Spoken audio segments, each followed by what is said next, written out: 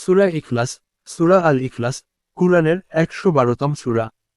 এটি একটি মক্কি সূরা এবং এতে মোট ৪টি আয়াত আছে। এই সূরাটি তাওহীদের, একাত্মবাদের মূল বার্তা বহন করে। নিচে সূরাটি আরবি, বাংলা উচ্চারণ এবং বাংলা অনুবাদ সহ দেওয়া হলো। সূরা আল ইখলাস, সূরা এখলাস। আরবি, আপনার প্রশ্নটির একটু অস্পষ্ট হয়েছে। সূরা ইখলাস তাপসীর, এখানে আপনি কি বোঝাতে চাচ্ছেন সেটা নিশ্চিত হলে ভালোভাবে সাহায্য করতে পারব। তবে দুটি সম্ভাব্য ব্যাখ্যা নিচে দেওয়া হলো। আপনি যদি বলতে চান সূরা ইখলাসের তাফসীর, ব্যাখ্যা বা ব্যাখ্যামূলক বিশ্লেষণ, তাহলে নিচে সূরা ইখলাসের সহজ ও সংক্ষিপ্ত তাফসীর, ব্যাখ্যা দেওয়া হলো। সূরা ইখলাস তাফসীর, সংক্ষিপ্ত ব্যাখ্যা। বলো, তিনিই আল্লাহ, একমাত্র। এখানে আল্লাহর একত্ব ঘোষণা করা হয়েছে। তিনি এক, তার মতো আর কেউ নেই। সংখ্যা হিসেবে এক নয়, বরং অনন্য, অদ্বিতীয়। আল্লাহ অমুখাপেক্ষী, সকল কিছুর অবলম্বন। তিনি কারো মুখাপেক্ষী নন, বরং সবকিছু তার ওপর নির্ভরশীল। তিনি কারো কাছে কিছু চান না, কিন্তু সবাই তার কাছে চায়। তিনি কাউকে জন্ম দেননি এবং তাকেও কেউ জন্ম দেয়নি। ডানদিকের তীর, আল্লাহর কোনো সন্তান নেই এবং তিনি কারো সন্তান নন। খ্রিস্টানদের ঈসা আল্লাহর পুত্র ধারণাকে সরাসরি অস্বীকার করা হয়েছে এখানে। আর তার সমতুল্য কেউই নেই। ডানদিকের তীর, আল্লাহর কোনো তুলনা হয় না। তিনি যেমন শক্তিশালী, জ্ঞানী ও পরিপূর্ণ, তেমনি তার রূপ, গুণ, মহিমায় কোনো সাদৃশ্য বা সমতা নেই। এই সূরাটি ইসলামী বিশ্বাসে অত্যন্ত গুরুত্বপূর্ণ, কারণ এটি আল্লাহর পরিচয় ও একত্বকে সংক্ষেপে এবং স্পষ্টভাবে তুলে ধরে। ২. আপনি যদি তাপসী বলতে কোনো ব্যক্তি বা চরিত্র বোঝান, যেমন অভিনেত্রী তাপসী পান্নু বা অন্য কেউ, তাহলে দয়া করে নির্দিষ্টভাবে উল্লেখ করুন আপনি কাকে বা কি বোঝাতে চাচ্ছেন। চাইলে আপনি আবার প্রশ্নটির একটু বিস্তারিত করে লিখতে পারেন। আমি তখন আরও স্পষ্টভাবে সাহায্য করতে পারব। বাংলা উচ্চারণ: ১. কুল হুয়াল্লাহু আহাদ। ২. আল্লাহুস সামাদ। ৩. লাম ইয়ালিদ ওয়া লাম ইউলাদ। ৪. ওয়ালাম ইয়াকুল্লাহু কুফুয়ান আহাদ। বাংলা অনুবাদ: ১. বলো, তিনি আল্লাহ, একমাত্র। ২. আল্লাহ অভয়স্থল, সমস্ত কিছুর অবলম্বন। ৩. তিনি কাউকে জন্ম দেননি এবং তাকেও কেউ জন্ম দেয়নি। ৪. এবং তার সমতুল্য কেউই নেই। এই সূরাটি ইসলামের একাত্মবাদের মর্মবাণী সংক্ষেপে তুলে ধরে। এটি পাঠ করা ও মুখস্থ রাখা অত্যন্ত ফজিলতপূর্ণ। আরও কিছু জানার থাকলে নির্দ্বিধায় বলুন। ধন্যবাদ।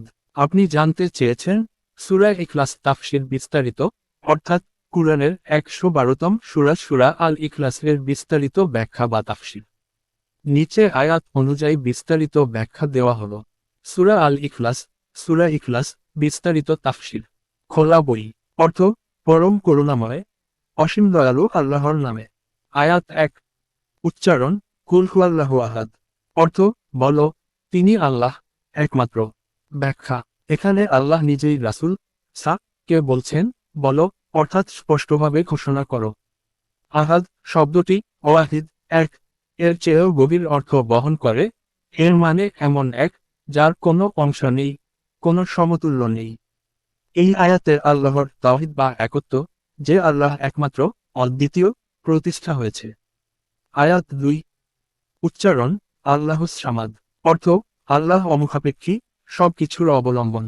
ব্যাখ্যা: আস সামাদ অর্থ: যিনি কারো মুখাপেক্ষী নন, অথচ সবকিছু তার মুখাপেক্ষী। মানুষ, ফেরেশতা, সৃষ্টি, সবাই আল্লাহর উপর নির্ভরশীল। তিনি কাউকে প্রয়োজন করেন না। এ আয়াতে আল্লাহর সম্পূর্ণ পরিপূর্ণতা ও স্বয়ংসম্পূর্ণতা প্রকাশ পেয়েছে। আয়াত ৩। উচ্চারণ: লাম ইয়ালিদ ওয়া লাম ইউলাদ। অর্থ: তিনি কাউকে জন্ম দেননি এবং তাকেও কেউ জন্ম দেয়নি। বাদিকে হেলানো আচকাচ ব্যাখ্যা: এই আয়াতটি অনেক বড় ভুলধারণা ও কুসংস্কার খণ্ডন করে, যেমন আল্লাহর কোনো সন্তান আছে, যেমন খ্রিস্টানরা ঈসাকে ঈশ্বরপুত্র বলেন। তিনি কোনো নারীর গর্ভে জন্মগ্রহণ করেছেন, এরকম দাবি বহু ধর্মে দেখা যায়। ইসলাম স্পষ্ট করে বলে, আল্লাহ জন্ম দেন না, জন্মগ্রহণও করেন না। তিনি সৃষ্ট নন, চিরকাল ছিলেন এবং থাকবেন। আয়াত ৪। উচ্চারণ: ওলাম ইয়াকুল্লাহু কুফুয়ান আহাদ। অর্থ: এবং তার সমতুল্য কেউই নেই। বাদিকে হেলানো আচকাচ ব্যাখ্যা: কুফু মানে সমতুল্য, সমকক্ষ, সমান বা প্রতিদ্বন্দ্বী। এই আয়াতে স্পষ্ট বলা হচ্ছে, আল্লাহর কোনো সমান, সাদৃশ্য বা প্রতিদ্বন্দ্বী নেই। এটি তাওহীদের পূর্ণতা, তার তুলনা কল্পনাও করা যায় না। এই সূরার গুরুত্ব ও ফজিলত। সহিহ হাদিস অনুযায়ী রাসূল বলেছেন, এর থেকে বড়, এই সূরা কুরআনের 1/3 সমান। সহিহ বুখারী। নিয়মিত এই সূরা পাঠ করলে তা আল্লাহর প্রতি গভীর বিশ্বাস, ভালোবাসা ও একনিষ্ঠতা প্রকাশ করে। এটি রাতে ঘুমানোর আগে, সালাতে, দোয়া করার সময় এবং নানা কাজে পাঠ করা অত্যন্ত ফজিলতপূর্ণ।